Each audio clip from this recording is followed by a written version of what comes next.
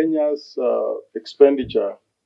operations expenditure is well beyond 2.8 trillion, which is a lot of money.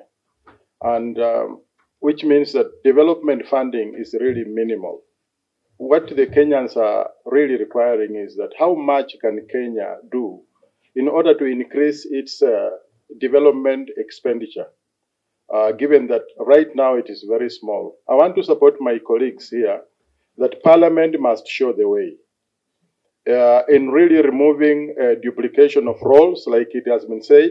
Why should the Senate oversee the committees that are being run by the government? They should be disbanded and, in fact, surcharged for introducing those committees at that level. And so we must. And there are necessary also expenditures like travels in Bunge, people just connecting airlines one after another, traveling outside.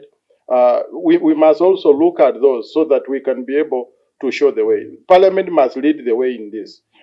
If we lead the way, then we are going to be respected because everybody is looking at Parliament. You remember after 25th of June, all the eyes were focused on Parliament. Up to now, what is Parliament doing in order to lead the way in terms of removing unnecessary expenditures? And that is the question that Kenyans are asking. I like what Chikati has said. If we don't facilitate the movers and shakers of our economy, we will not be helping this economy. So even as we think about this budget, I think, Chairman, what we need to do is, can we for this year say anything that is essential, which can be pushed forward for 1 year, we suspend it.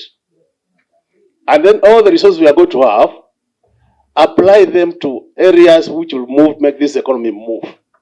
Those are the areas which will push the income of the common mwananchi out there up, so that we can trigger demand. And by triggering demand in this economy, we will grow the economy. In that case, next year, we can sit here and go back to what we are discussing in terms of budgets. Nobody will be complaining because we'll have enough resources to finance our issues.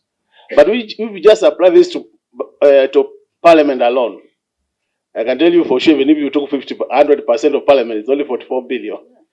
Now it's about 42. So let's agree we apply this across the board and focus on key priorities and more so areas which will push this economy to the next level in terms of growth. Thank you, Mr. Chairman.